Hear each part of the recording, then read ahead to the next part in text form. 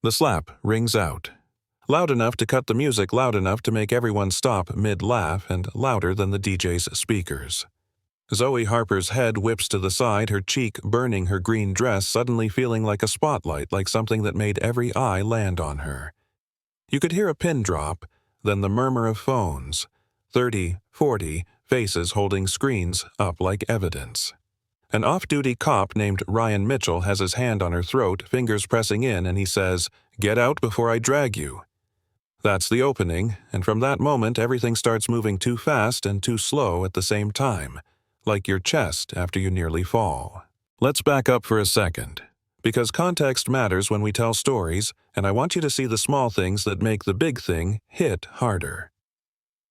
It's a warm June evening in Greystone Hills, a neighborhood of wide porches and private clubs, the kind of place where lawns are manicured like they're trying to make history. Ethan Hale is throwing a birthday party inside his parents' old place. String lights, a DJ with a paid playlist past hors d'oeuvres that taste like money. Zoe came with her two best friends, Hannah and Marco, wearing a dress that caught the golden light just right, phone tucked away because tonight she promised herself a break from the world. No lectures, no press releases, just laughs. Ryan Mitchell shows up like every cop you've ever met who thinks authority gives him ownership. He's off duty, got a union hat on, beer in hand, swagger turned up, and he scans the room like he's checking coverage on a job. He spots Zoe and his gaze lingers. Not casual, but the kind that inventories a person and puts them in a box. "Didn't know this was a charity event," he says loud enough for a few people to snort, and it's awkward laughs, the kind you clap on to be polite. Zoe shrugs him off, but the looks keep coming. Little microaggressions that stack up until they look like a mountain. Later, after an exchange of words, Mitchell crosses a line. He calls backup, or at least says he did. Suddenly, two uniformed officers show up, the music cuts, and the room goes still. The accusation is thin as tissue. "We have reason to believe there's drugs." But once an officer says it, words swell into action. Zoe asks calmly, cites what she learned in class, cites laws she's been studying, and asks for specifics. You can see her thinking through Terry v. Ohio, Fourth Amendment probable cause. Stuff most of the crowd wouldn't name if you begged them. She's not looking for a fight, she's asking for law to be law. Instead of evidence, Mitchell grabs her wrist. Rough, sharp, the kind of grip that surprises you with how easily someone can make pain happen. And he cusses, he yanks, he slams her toward his truck.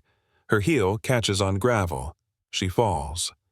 The dress tears skin, meets stone blood beads at her knees.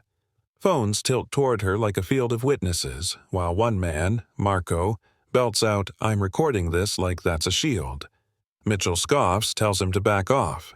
Recording is presented as obstruction because power redefines the rules when it serves it. This is the part where you feel everything tighten. Because Zoe, hurt and cuffed, is suddenly not just a person on a driveway, she's a narrative someone will try to own. Then the flip happens, a motorcade rolls up. Not an ordinary arrival.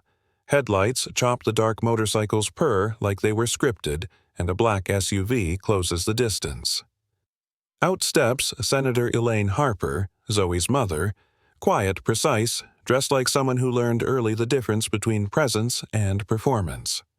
She steps forward, looks at Zoe, gently wipes the dry blood from her daughter's cheek, and says, "Are you hurt?" The kind of small question that collapses the crowd into an intake of breath.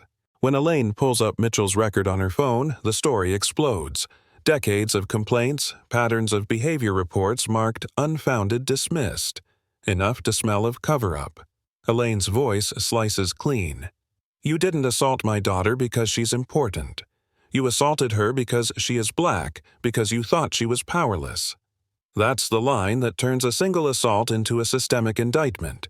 It's not just about one officer's bad day, it's a question about whether the system protects the powerful and punishes the powerless. What follows is chaos that looks like accountability, because now there are witnesses with video, a senator with reach and cameras that multiply the scene into 1,000 feeds. Mitchell, who had played tough the whole night, crumbles, not with apology so much as with shame, and then something worse, a physical collapse. He sits on the curb, and his body betrays him. People laugh, some clap, some cry, some can't believe what they're watching. And The Image, a man who used his badge to hurt someone now humiliated in public, becomes a shockwave because public shaming is a form of consequence he never thought would reach him. But let me be honest, this isn't a fairy tale where justice comes quick and tidy. Zoe gets justice because a chain of lucky and not-so-lucky things line up a daughter who knows her rights. Friends who recorded a senator who can pick up the phone and video that goes viral. After that night charges are filed, the officer is arrested. Internal files are reopened, and cases that had been shelved are dusted off. The municipal machinery that usually grinds slow is kicked into motion because the spotlight turned hot. Zoe doesn't disappear into the headlines. 6 months later, she's at a state hearing not as a celebrity, but as someone who wants to change the rules. She tells a room full of officials, "I was handcuffed without cause. I was struck while restrained. My crime was existing in a place someone didn't want me." She doesn't ask for pity, she asks for laws. Body cams that can't be turned off, independent review boards with teeth, an independent prosecutor when police are accused, real oversight. Lawmakers scribble, some nod, some stare blankly. There are votes, committee meetings, bills with long numbers that change how a community agrees to be policed. A win comes. A law passes. A few officers are disciplined. A settlement is reached for Zoe and dozens of others. But it's partial. It feels like a beginning and not a finish line. Zoe takes a job in a civil rights office, poring over files, making sure the unfounded stamp doesn't mean ignored forever. LaToya, Roberto, and Jalen, people who had run into Mitchell before, become spokespeople, join her, form a small nonprofit that goes to city councils and school boards, and the ripple spreads. That's the arc I want you to hold: a personal harm turned into public work. Here's what hits me hardest. And what I want you to sit with: Zoe's outcome had a variable that most victims don't get: a mother with power who could make a call.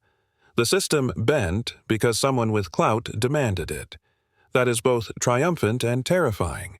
Triumphant because a person got justice, terrifying because it displays how unequal access to accountability is. If your last name isn't known, if you don't have contact lists, if your video doesn't go viral, what then? That gap in the system is the story's real wound.